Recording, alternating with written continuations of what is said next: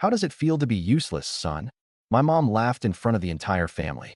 I looked at her calmly and said, "It feels great, because I just stopped paying your rent." Her face went pale. My dad choked and screamed, "Rent? What rent?" "My name's Scott.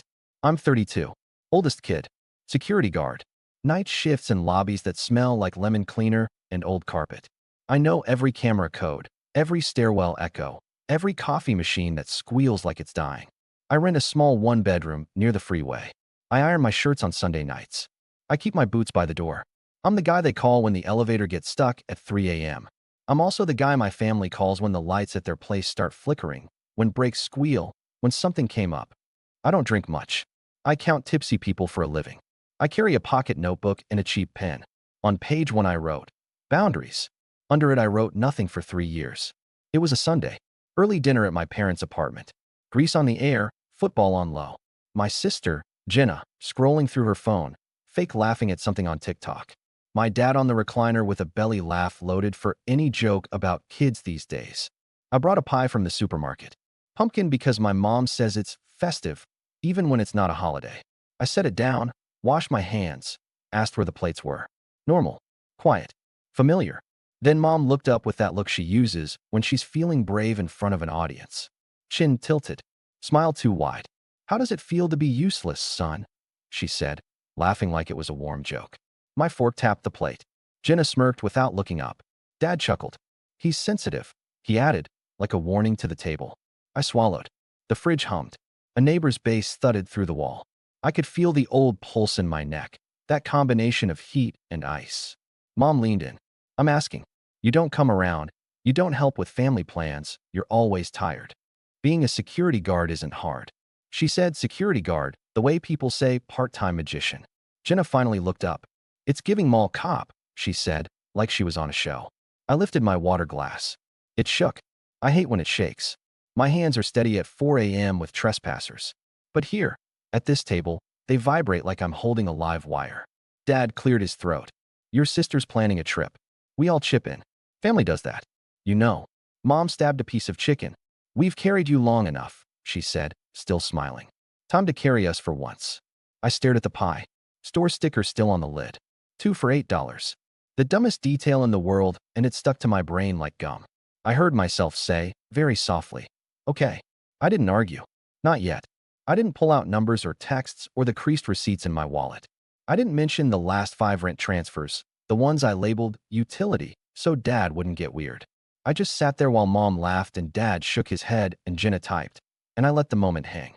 It felt like the air before a storm, the kind that flattens things, the kind that washes a street clean. Dad grabbed his beer and coughed. "Useless," he repeated, teasing. I looked at Mom. I looked at my own hands. "Calm, finally." "It feels great," I said in a voice I barely recognized.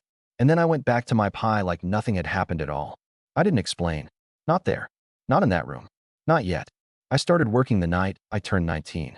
First job was a grocery store lot attendant.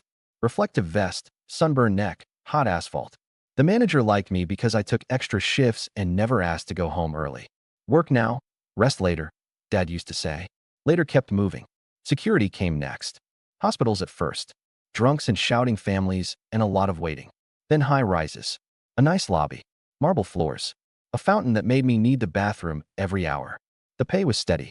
The night differential helped. I told myself I liked quiet. It felt like control. Mom liked it for a year. Then she started saying things like, "When are you going to get a real badge?" Dad called it guarding couches. Jenna called it cosplay. I pretended I didn't hear. Money was always the topic. Not openly. We're not an honest family that way. It showed up as hints. "Your sister's car, it's making that noise again." The landlord, he's picky about the due date. We'd come visit, but gas is crazy. I learned to translate. Noise means brakes. Due date means rent. Gas means cash. I sent money in quiet little lines. $120 here, $300 there, another $60 for groceries. I told myself it was temporary. I wrote boundaries on page 1 and kept flipping to page 2. Jenna is 26.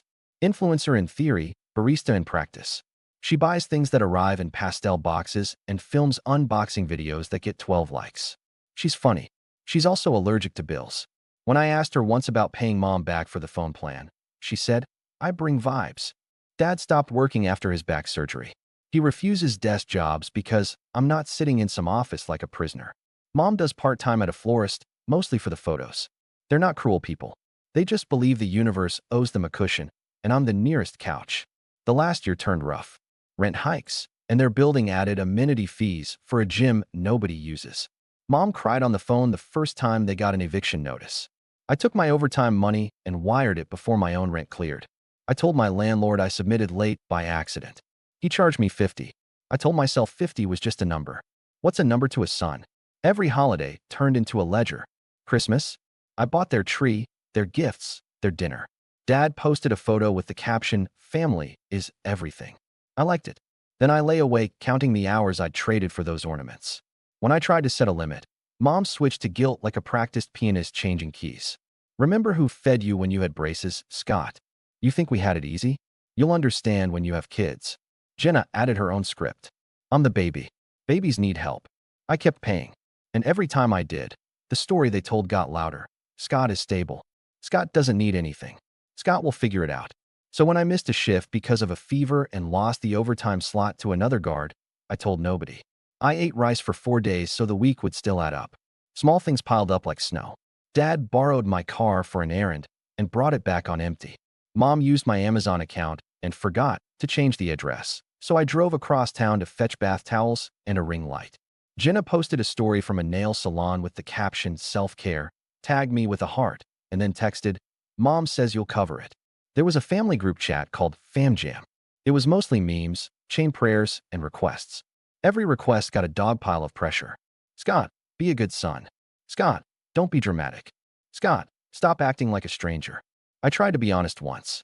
I typed, "I can't keep doing this," and watched the 3 dots dance. Mom replied, "We didn't raise you to be selfish." Dad added a thumbs down emoji. Jenna sent a selfie with fake tears. At work, I was the calm one. At 2 a.m., when a drunk man pounded the desk and demanded to see a tenant who didn't live there, I was ice. "Sir, I need you to step back."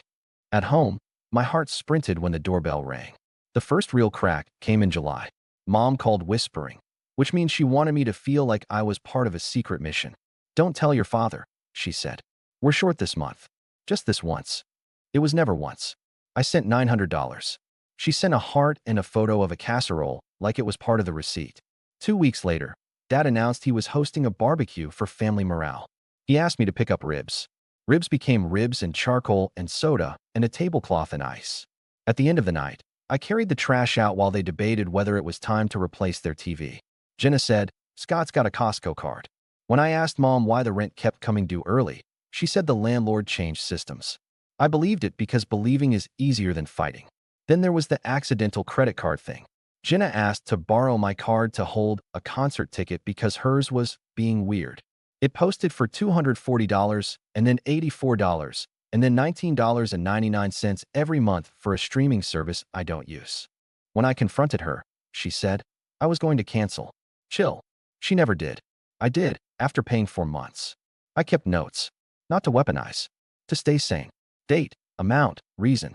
August, $300 parking tickets. There were 2.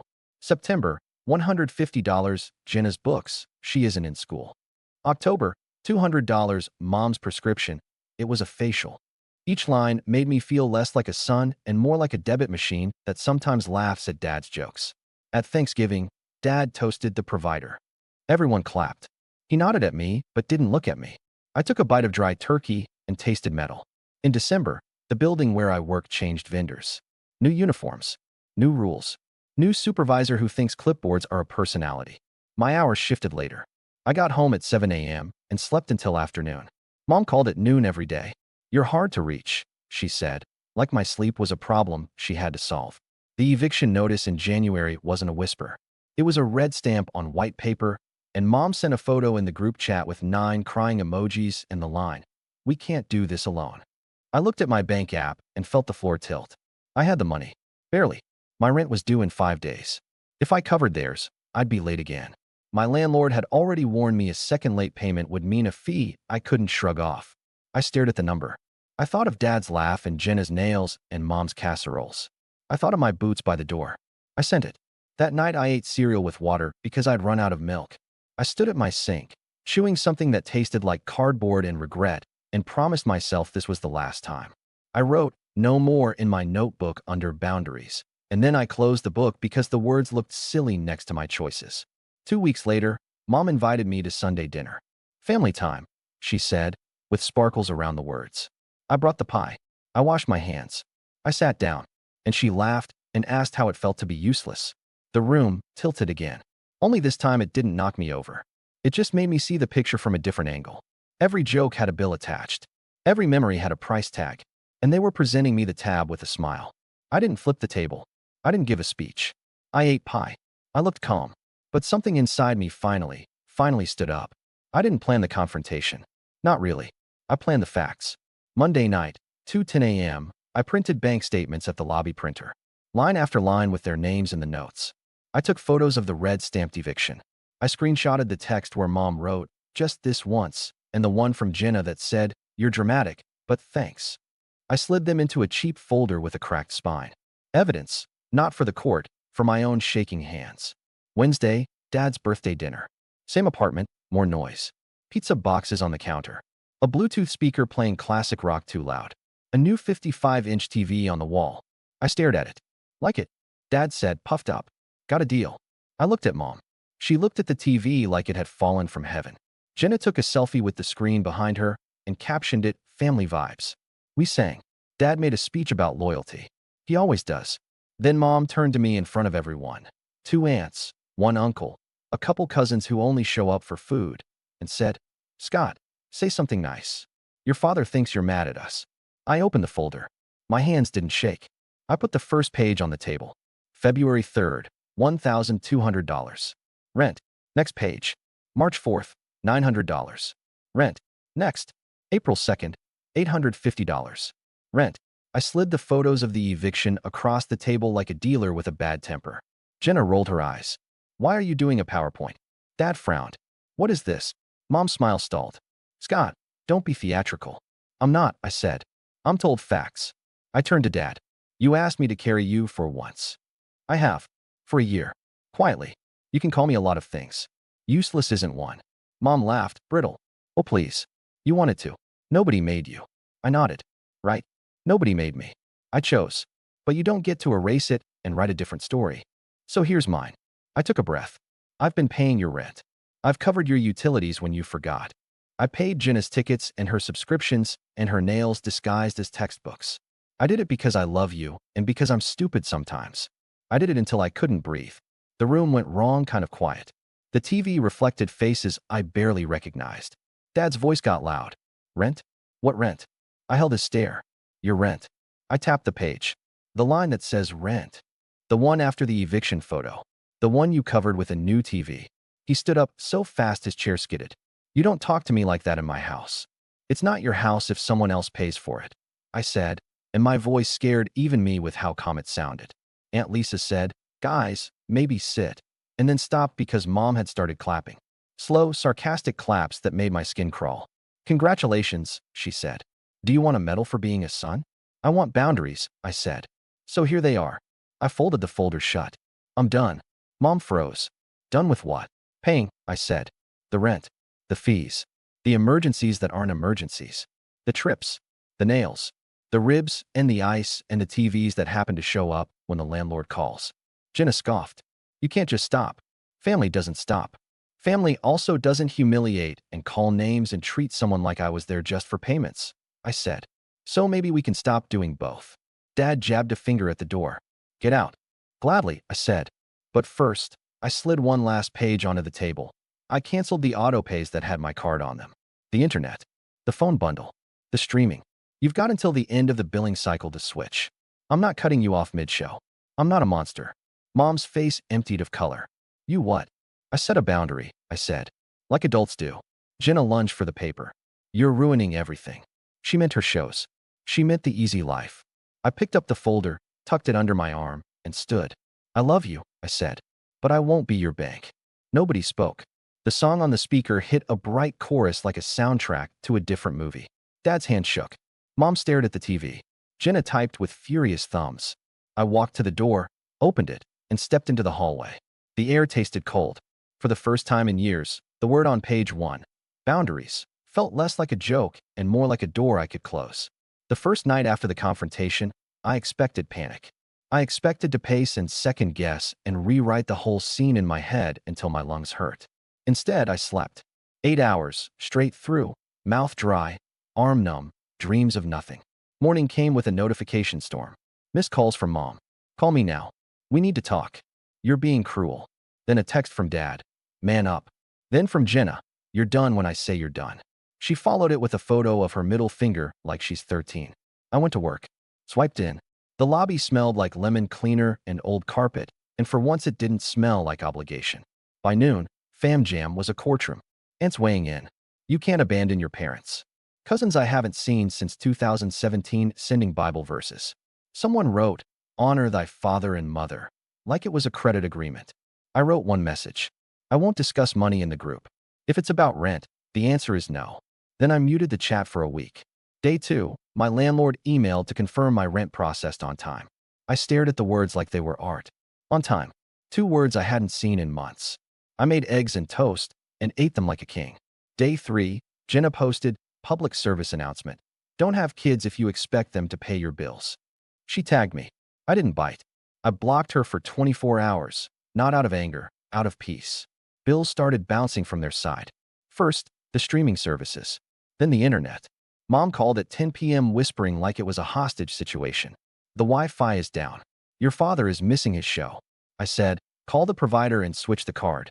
And she said, you think we're rich? And I said, I think you're capable. And she hung up. Day 6. Aunt Marcia sent a long Facebook message about how we all sacrifice for family, and your mother carried you for 9 months. I typed, I carried them for 12, and deleted it. I sent hope you're well instead. Small muscles I didn't know I had unclenched. The first real fallout hit on day 8. Mom texted a photo of a letter. Final notice. Their landlord wanted the full balance by Friday. She called me sobbing. They'll throw us on the street. I sat on my bed, boots by the door, feeling the old urge bloom like a rash. Fix it. Hurry. Be the net. I opened my notebook to boundaries and read the lines I'd written after the birthday dinner. No more rent. No more guilt. If they get evicted, it's because they made choices. My hand steadied just reading it. I said, Mom, you can sell the TV. You can call the church. You can talk to the landlord about a payment plan. I'm not paying. Her voice changed. Warmed to ice in a second. So you want us homeless? I want you responsible, I said. I want you honest. She hung up. 10 minutes later, the group chat lit up with a paragraph about how I was abandoning them. A cousin I barely know wrote, could never be me. I muted the chat again. At work, the doorman, Pete, noticed I was lighter. New haircut, he joked. I said, new boundary. He laughed like he didn't get it. Then he told me about his divorce and how he sleeps for the first time in years. Sometimes people understand without knowing why. Day 11, Dad called. No hello. You think you're a big man, he said. Cutting off your family. I didn't cut you off, I said. I cut off the card. We gave you everything, he snapped. You gave me life, I said. Thank you. The rest I worked for. He breathed hard into the phone like a bull. Then he said, Jenna needs a new tire. It's dangerous. Then she should stop texting while driving and save money, I said. Or take the bus. He cursed and hung up. On day 14, something shifted. Jenna texted at 2 a.m., are you awake? I was at work watching a maintenance guy replace a flickering bulb. Yeah, I typed. She sent a long message. Not an apology. A story. How her manager cut her shifts. How she's trying stuff. How mom tells her I love to play victim. She ended with, I hate you for making mom cry. I typed, I don't hate you. I hate what we're doing. I told her I'd send her a budget template if she wanted. She replied, I knew you'd cave, and asked for $200. I didn't send it. On day 16, the internet in their apartment cut out. Jenna posted a tearful video about toxic family members, and a girl from high school commented, Girl, you're 26. Pay your Wi-Fi. I screenshotted it and felt petty for 5 minutes, and then better for 10. A week later, Mom called from a different tone. Not ice. Not sugar. Tired. We talked to the landlord, she said. He's giving us 2 weeks. That's good, I said. Did you sell the TV? Silence. Mom. She sighed. Your father says it's the only joy we have. The only joy you have is a TV? I asked. Not each other. It came out harsher than I meant. She didn't answer. Then, like she couldn't help herself, she slid back into script. If you were a real man, I am, I said. That's why I'm not paying. She hung up again. That night, I took a different shift. For PM to midnight. I walked outside at 12:07 and the air was crisp. I didn't check my phone. I took the long way home under streetlights that buzzed like bees. I bought a cheap plant from a bodega because the clerk said it thrives on neglect. I put it on my kitchen table. I named it later. 2 days after that, my cousin Miguel called. He's quiet like me. Works double shifts at the warehouse. Saw the chat, he said. Just wanted to say, I get it. I leaned against my counter and felt tears prick in a way I didn't expect. Thanks, I said. How's your back? He laughed. We talked about nothing for 10 minutes. It was the most family I'd felt in months. End of week 3, I got a voicemail from Mom. No tears. No script. Just this. We sold the TV. A pause. We're talking to the church about help. Your father is looking into part-time at the hardware store. She inhaled like it hurt. You made your point. I still don't like how you did it. But we're doing something. I listened twice. I didn't cry. I didn't dance. I sat on my couch and stared at the plant named later and felt something like a knot loosening. The group chat went quiet after that. Not totally. There were still memes and Aunt Marcia's chain prayers and Jenna's filtered selfies. But the requests stopped showing up with my name on them. When someone wrote, Scott can, someone else wrote, let's not. Maybe Miguel. Maybe nobody. Maybe the room just shifted an inch. At work, the new supervisor who loves clipboards asked me to train a new guard. You're steady, he said. People listen. I wanted to laugh at the irony. The boy who shakes at his mother's table is steady at 3 a.m. with strangers. I said yes. I trained the kid. He was jumpy. I told him the trick isn't being tough. It's being clear. On a Sunday, I drove by my parents' place. I didn't stop. I slowed and looked. The blinds were open. Mom was at the table with papers. Dad was on his phone. Jenna wasn't there. For the first time ever, I didn't feel pulled like a magnet. I felt like a man driving his own car on his own route. A week later, Jenna texted me a photo of a pay stub. She got full-time at the cafe. Not forever, she wrote. But for now. I sent a thumbs up. She replied, I still think you're dramatic. Then, after a minute, thanks for the budget template. The plant at home sprouted a new leaf. I still hear her line sometimes. How does it feel to be useless, son? It floats up when I fold shirts on Sunday night or stand under the electric buzz of the lobby lights at 2 a.m. I hear it, and then I hear my own answer. It feels great, because I just stopped being your bank. That's not revenge. That's a boundary put into a sentence. Here's what I know now, speaking as the oldest kid, the night shift guard, the man who once ate cereal with water so someone else could watch a bigger screen. Love without limits turns into labor. Help without rules turns into habit. Quiet generosity can make people loud about your obligations. I'm not useless.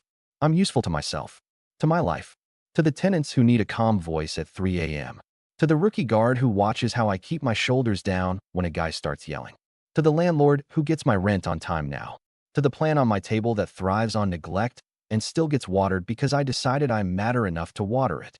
My parents aren't villains. They're just used to the soft landing I built under them. When the landing went away, they flailed. Then they learned how to bend their knees. Jenna will always roll her eyes. That's fine. She also picked up an extra shift and texted me a photo of her budget with little stars next to food and bus pass. That's not a miracle. It's movement. I don't owe anybody my exhaustion. I don't owe anybody my silence. I set one rule and stuck to it. No more rent. The world didn't end. The phone got quieter. The air got cleaner. The nights stayed long but felt lighter. If you're reading this and your hand shakes at the table, if you pay and pay and pay and get called names anyway, write the word on page 1. Boundaries. Then write the second word, enough. Say it calmly. Say it once. And when the room goes quiet, don't fill it with excuses. Let the silence do some work. I'm Scott. I'm a security guard. I lock doors. I watch screens. I say, sir, I need you to step back. This year, I said it at my own family's table. They stepped back, and I finally stepped forward.